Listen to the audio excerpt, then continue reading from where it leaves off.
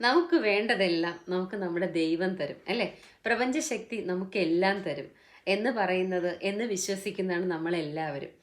എന്നാൽ ഇങ്ങനെയുള്ള കുറേ ആൾക്കാരുടെ മൈൻഡ് സെറ്റ് നോക്കിയപ്പോഴാണ് നമുക്കൊരു റിസർച്ചിലൂടെയൊക്കെ വ്യക്തമായത്.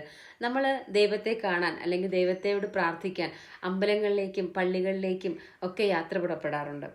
അമ്പലങ്ങളിലും ഈ 4 തരത്തിലുള്ള ആൾക്കാരെയാണ് നമ്മൾ കാണുന്നത്. ആദ്യത്തെ ഒരു ടൈപ്പ് ആൾക്കാർ എന്തറിയാമോ?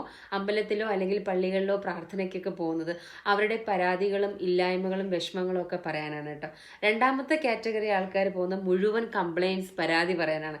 എനിക്ക് എന്തേ അത് തന്നില്ല, എനിക്കിത് തന്നില്ല, ഞാൻ എന്തൊക്കെ അങ്ങോട്ട് തരുന്നു, എനിക്ക് എന്തേ ഒന്നും ചെയ്തു തരാത്തെന്ന് പറയാനുള്ള കംപ്ലയിൻസ് പറയാനാണ് പോകുന്നത്.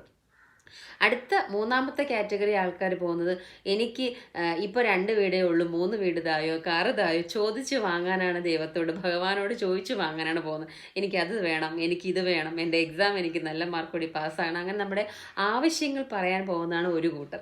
എന്നാൽ അടുത്ത് പോകുന്ന ആൾക്കാരോ, അവരെന്താ ചെയ്യുന്നത്?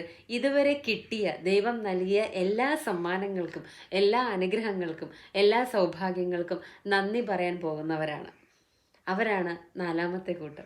ഇനി നിങ്ങളൊന്ന് ആലോചിച്ച് നോക്കൂ, ദൈവത്തിൻ്റെ സ്ഥാനത്ത് നിങ്ങളാണെങ്കിൽ ഈ 4 കൂട്ടരിൽ നിങ്ങൾ ആരെയാണ് കാണാൻ ആഗ്രഹിക്കുന്നത്?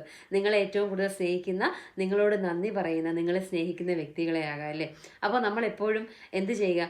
പരാതികളും പരിഭവങ്ങളും ഒന്നും പറയാതെ നമുക്ക് കിട്ടിയ അനുഗ്രഹങ്ങൾക്കും സൗഭാഗ്യങ്ങൾക്കും നന്ദി പറഞ്ഞുകൊണ്ട് ഓരോ ദിവസവും നമുക്ക് തുടരാം. Gratitude is the way of attitude. Thank you, my dears. I am your Divya Sajid from Divu's Happiness Hub.